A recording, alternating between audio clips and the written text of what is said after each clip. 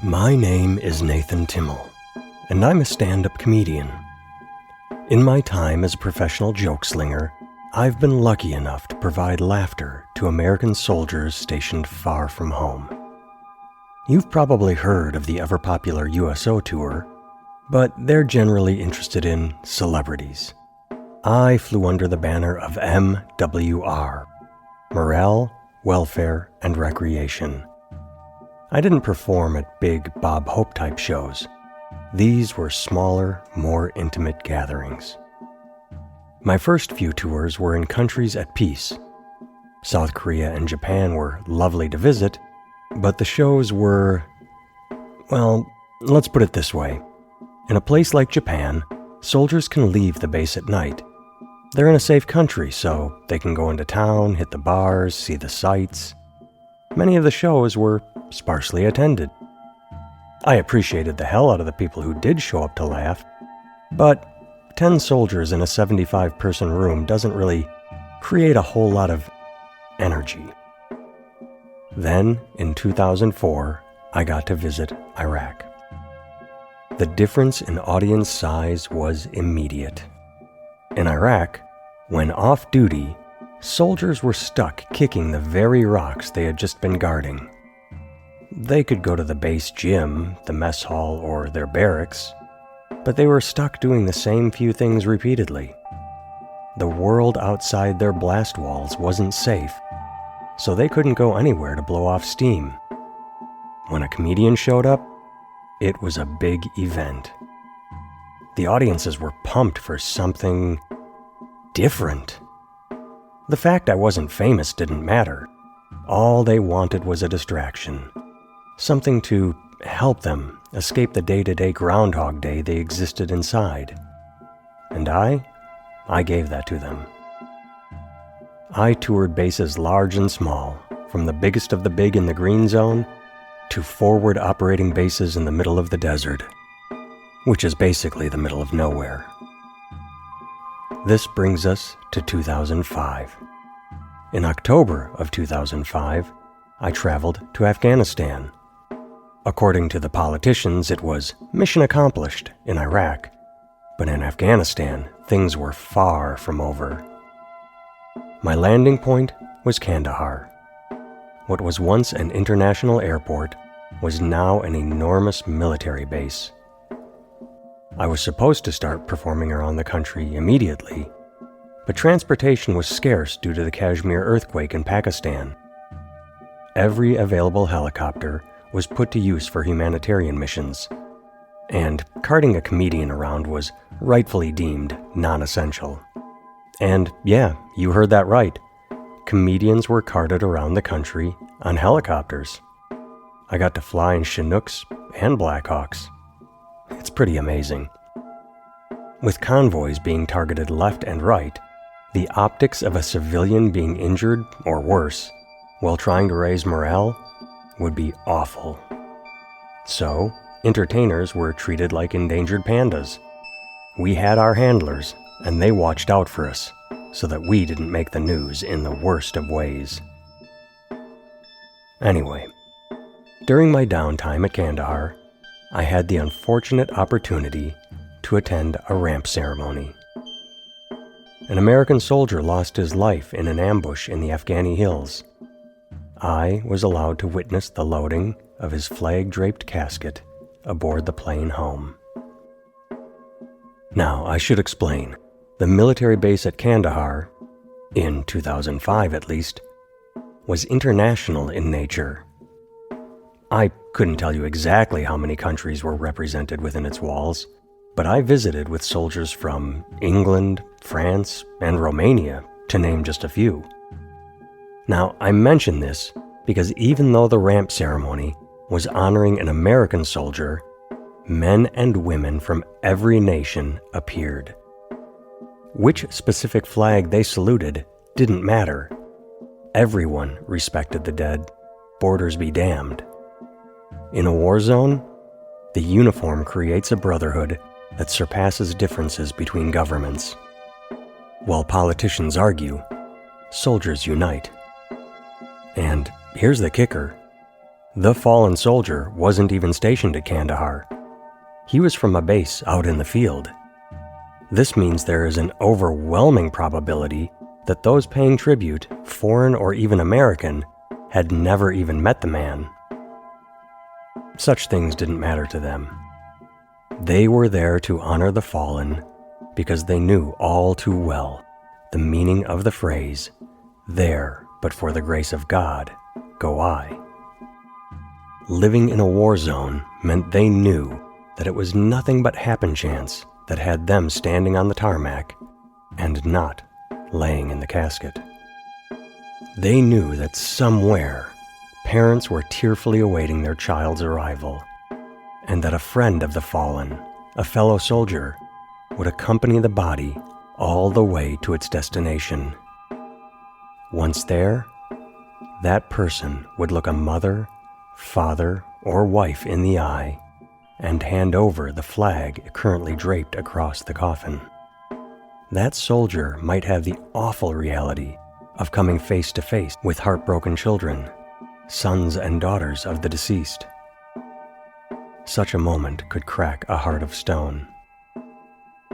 I don't know how often civilians are present at a ramp ceremony, but the experience left me emotionally confused. I felt humbled and embarrassed, like I was a tourist attending an event I had no fucking business being at. Afterward, when I shared those thoughts with Major Robert Macareg, the man who had invited me to attend, he said he wished more non-combatants could witness such events.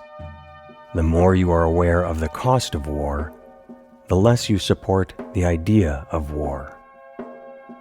Well, added to those conflicting emotions, most of all, I felt sorrow due to the loss of life. That experience is a moment that bubbles up from the recesses of my mind on random occasion and gives me pause. It is a moment that reminds me, life is precious. Several days after the ceremony, logistics allowed a spare helicopter to fly me to perform for soldiers at another base. I didn't realize until landing that it was the outpost of the soldier whose coffin I had viewed through conflicted eyes. The show was scheduled for 10 a.m. Because the military doesn't run like a comedy club. You don't perform in theaters at night on a stage under lights and with a microphone. No. Military shows are catch as catch can. Wherever and whenever time allows, you do your best to make soldiers giggle. It might be between breakfast and lunch in a mess hall, in the afternoon in a courtyard, or at night on a makeshift stage without the benefit of a PA system. At this particular location, the show was going to take place in what would be considered a living room in a small hut. Given the loss of a soldier at that base, tensions were justifiably high. I was told the men and women I was about to entertain had just returned from an overnight patrol. They had been searching for the insurgents who killed their friend. Given how many hours they had been awake, they were looking for food, a shower, and sleep. It is doubtful anyone was in the mood for comedy. As I was having that very thought, the commanding officer informed me he was going to issue an order of attendance. They had to be there. This news made me uneasy, as not only was the current situation already not ideal, but mandatory turnout brings in a reluctant audience.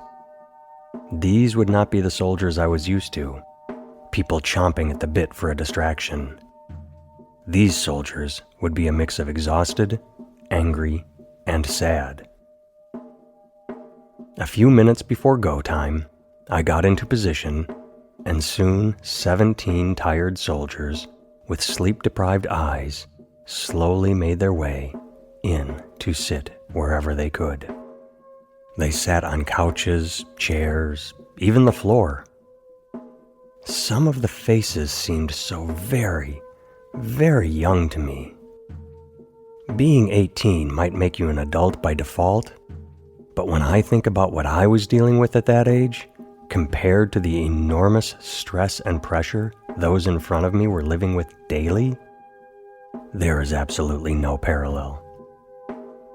Well, I didn't want to go through with things, but I had a job to do. So I started telling my jokes. Over the course of 20 minutes, I watched as they smiled, then laughed, then eventually applauded as their body posture went from rigid to relaxed. Though exhausted and forced to be there, those soldiers made a damn fine audience. One of the best I've ever had. When I waved goodbye and exited the room to the sound of their applause, the commanding officer grabbed me and pulled me aside. "Good job," he said. "Those kids in there, they're tired, they're angry, they're depressed. They just lost their friend. They needed to know they still had laughter somewhere inside them, and you gave that to them. Good job." Their commander was a veteran, and he knew that sometimes youth has to be told how to deal with stress. He knew that laughter is healing. It's not the answer, it's not the cure, but laughter can act as a stopgap, a speed bump between depression and despair, a reset button that allows you to forget your stresses, if just for a moment, that helps you get through the day. Laughter is pure. It is escapism. It is a cleansing of the system that lets you know you're alive and that there is hope for a better tomorrow. The best compliment I've ever received was from a soldier. We're going back to 2004 in Iraq, Camp Anaconda to be specific. I was performing in one of Saddam Hussein's old movie theaters, which was an insane luxury considering the tents and courtyards I'd been in up to that point. After the show, this woman approached me, a warm smile upon her face. She took my right hand in both of hers and held it tight as she said, "Thank you. While you were on stage, I was laughing so hard I forgot where I was. I was laughing, doubled over, my eyes closed, and when I opened them, I saw my legs and thought, why am I wearing my uniform? Then I looked around, saw everyone in camouflage, and realized, oh, right. I'm not at a comedy club. I'm in Iraq, far from my family." But for a moment, I forgot. Words like that, they stick with you. Regarding the 17 soldiers in Afghanistan, even though they had lost a brother in arms, someone, most likely a close friend, they were still alive. Even if comedy seemed like the most inappropriate thing in the world, they needed to understand they still had laughter inside them. While initially I was wary of performing that morning, that show, for those soldiers, will remain the pinnacle of my career. Of all the hours I've spent cajoling strangers into smiling, that one held more meaning than any other. I have a picture of that day, taken after the show.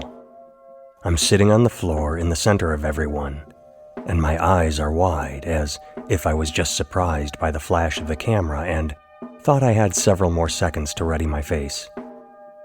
Those surrounding me are a mix of smiles and contemplation.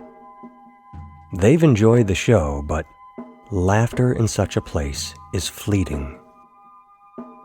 Tomorrow I will be gone, and they will remain. Violence will surround them, and the brutal weight of war will be back upon their shoulders. I made no real difference in their lives, but for 20 minutes, I helped. even if only marginally.